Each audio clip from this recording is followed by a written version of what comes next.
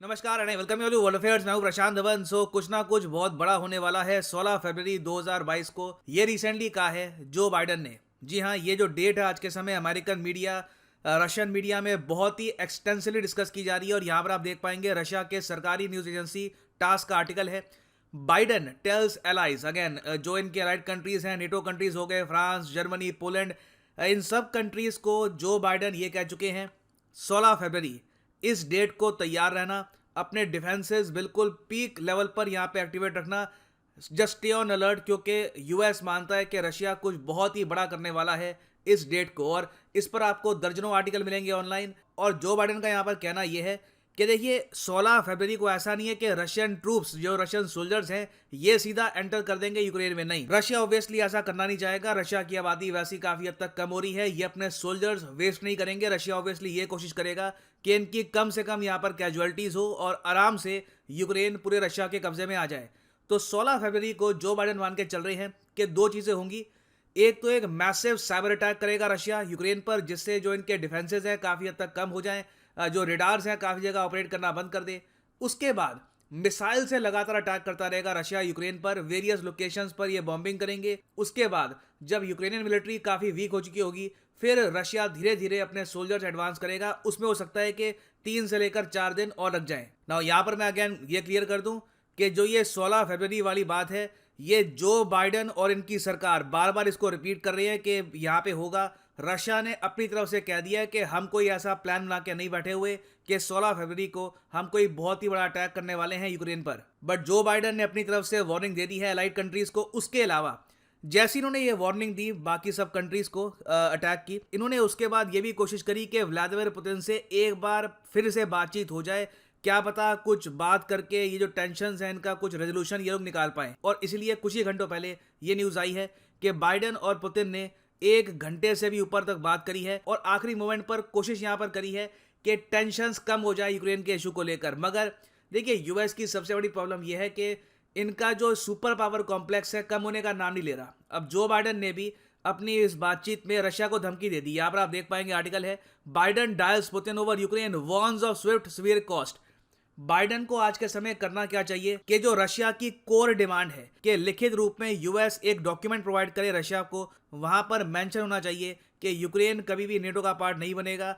ये लिखित रूप में जो डॉक्यूमेंट है किस फॉर्म में होना चाहिए, क्या उसको हम डिलीट कर सकते हैं, इस पर फोकस होना चाहिए यहाँ पर यूएस का। मगर बाइडन ने सिंपली कॉल करके ये कहा कि पहली बात तो हम तुम्हें कोई एश्योरेंसेस देने नहीं वाले यूक्रेन को लेकर, हमें इन द फ्यूचर अगर सही लगेगा तो यूक्रेन को नेटो का पार्ट बना देंगे। दूसरी बात यह है कि क्वेश्चन अब तुम्हारे ऊपर है कि क्या तुम वो कॉस्ट सह पाओगे जो तुम पे लगाई जाएगी एक बार जब तुमने यूक्रेन पे अटैक कर लिया। तो बाइडन ने फिर से मैं कहूंगा यहाँ पर धमकी भरी टोन में बात करी है पुतिन से एक ऐसे टाइम में जब डिप्लोमेसी की आवश्यकता थी। ऑब्वियसली इस बातचीत से पॉजिटिव रिजल्ट निकल के नहीं आया और व्हाइट हाउस ने भी कंफर्म कर दी ये बात कि ये बातचीत करने के बाद भी there is no change in the dynamics. और ये सब एक ऐसे टाइम में हो रहा है जब 12 से ऊपर देश ऑलरेडी कह चुके हैं अपने नागरिकों को कि जल्दी से जल्दी यूक्रेन से बाहर निकल जाइए। जी हाँ, यूके, यूएस और वेरियस अदर कंट्रीज, जापान, उसके अलावा कई और देश है, वो सब लोग अपने सिटीजन्स को कह रहे हैं गेट आउट ऑफ यूक्रेन। जब एक बार कॉन्फ्लिक्ट स्टार्ट हो जाएगी तब हम यूक्रेन में एंटर नहीं करेंगे। तब ये एक्सपेक्ट मत करना कि अफगानिस्तान में जिस तरीके से काबुल एयरपोर्ट में प्लेन रुके थे, आराम आराम से सबको इवैक्यूएट किया था, ऐसा इस केस में बिल्कुल भी नहीं होने वाला। अब इस बीच एक रिपोर्ट ये भी आती है कि इवन रशिया ने भी अपने डिप्लोमेटिक स्टाफ को इवैक्यूएट करना स्टार्ट कर दिया फ्रॉम यूक्रेन। ये यूजुअली तभी किया जाता है जब एक कंट्री जेन्युइनली एक मिलिट्री ऑपरेशन करने वाली हो या फिर उसका प्लान बना के बैठी हो। नाउ अगला क्वेश्चन यहाँ पर यह आता है कि अगर रशिया जेन्युइनली अटैक करता है यूक्रेन पर तो ऑब्वियसली रशिया पर तो बहुत भारी सैंक्शन लगेंगे। हो सकता है कि ऑल टुगेदर रशिया से कई देश ट्रेड करना बिल्कुल ही बंद कर दे। मगर दुनिया को इसकी क्या कॉस्ट फेस करनी होगी? देखिए, मैं आपको ये बता दूं कि दुनिया भी इसकी कॉस्ट फेस करेगी। ऐसा नहीं है कि ये कॉन्फ्लिक्ट अगर हमसे हजारों किलोमीटर दूर हो रही है तो we will not feel anything. सबसे बड़ा इंपैक्ट इसका आपको ये देखने को मिलेगा कि जो क्रूड ऑयल के दाम है, कच्चे तेल के दाम, ये रिकॉर्ड लेवल पर पहुंच जाएंगे 2014 से लेकर 2022 तक। आपने एक बात नोटिस करी होगी कि इंटरनेशनल मार्केट में क्रूड ऑयल के दाम $100 के ऊपर नहीं गए। तो अब माना जा रहा है कि जैसे ही ये वॉर स्टार्ट होती है क्रूड ऑयल के दाम बहुत ज़्यादा बढ़ जाएंगे। उसके अलावा एक ग्लोबल स्टॉक मार्केट क्रैश की भी पॉसिबिलिटी हमें बताई जा रही है। ऑलरेडी आपने देखा होगा कि यूरोप में, यूएस में धीरे धीरे स्टॉक मार्केट गिरना स्टार्ट हो चुकी है। फिर यहाँ पे एक बहुत ही बड़ा इशू आता है। ये इशू मैं कहूँगा सबसे बुरी तरीके से हर्ट करेगा दुनिया भर में लोगों को। ये है फूड सिक्योरिटी का इशू।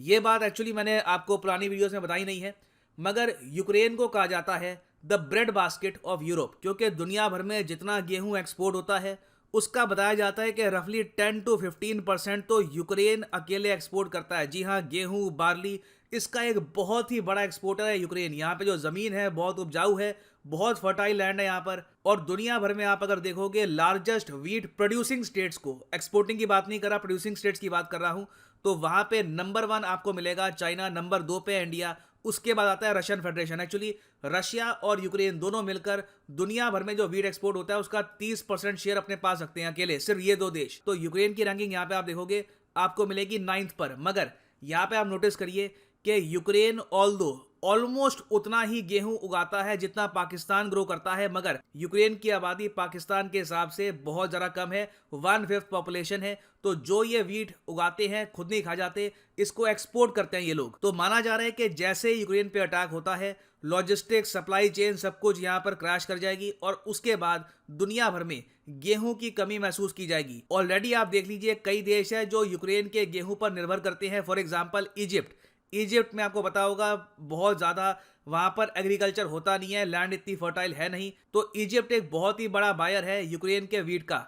इनको ऑलरेडी अब टेंशन हो गई है कि इनकी इंडस्ट्री का क्या होगा, क्योंकि व्हीट ऐसा नहीं है कि उसकी सिर्फ ब्रेड ही बनती है या फिर बहुत ही लिमिटेड आइटम्स बनती है। आज के समय आपको पता होगा कि व्हीट से ही बहुत सी और आइटम्स बनती है दुनिया भर में। तो एक ऐसा देश यूक्रेन जिसका 70% जो लैंड है वहाँ पे सिर्फ एग्रीकल्चर ही होता है, वहाँ पर इस टाइप की वॉर जब इम्पोज की जाएगी, दुनिया भर में एक फूड क्राइसिस आपको देखने को मिलेगा। ऑलरेडी हमने देखा है कि कोविड-19 की वजह से दुनिया भर में कई देश है वहाँ पे इन्फ्लेशन देखी गई है, फूड प्राइसेस बढ़े हैं। यूक्रेन की वॉर आप कह लीजिए इन फूड प्राइसेस को और ही लेवल पर पहुंचा देगी। इंडिया पे इसका क्या इम्पैक्ट होगा मैं बता नहीं सकता, क्योंकि इंडिया यूजुअली इतना व्हीट ग्रो कर लेता है कि हमें आवश्यकता होती नहीं है, मगर डेफिनेटली इंटरनेशनल प्राइसेस जब राइज करेंगे तो कुछ इन्फ्लेशन का इम्पैक्ट आपको भारत पर भी देखने को मिलेगा। तो देखिए, उम्मीद यहाँ पर अभी भी ये है कि 16 फरवरी को जो बाइडेन की प्रेडिक्शन है ये सच ना हो, इवेंचुअली यहाँ पर पीस प्रिवेल करे, यूएस रशिया आपस में एक अंडरस्टैंडिंग डेवलप कर दे यूक्रेन को लेकर और वॉर यहाँ पर ना हो। नहीं तो अगर वॉर यहाँ पे होती है तो पेंडेमिक के बाद एक वॉर दुनिया के लिए बहुत ज़्यादा डिजास्टर्स साबित होगी।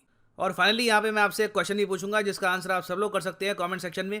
जिस तरीके से यूरोप की ब्रेड बास्केट कहा जाता है कि यूक्रेन है, वैसे ही भारत की ब्रेड बास्केट किस स्टेट को कहा जाता है? बहुत ही सिंपल सा क्वेश्चन है। इंडिया की ब्रेड बास्केट कौन सी स्टेट है? कमेंट सेक्शन में करिए उसका उत्तर।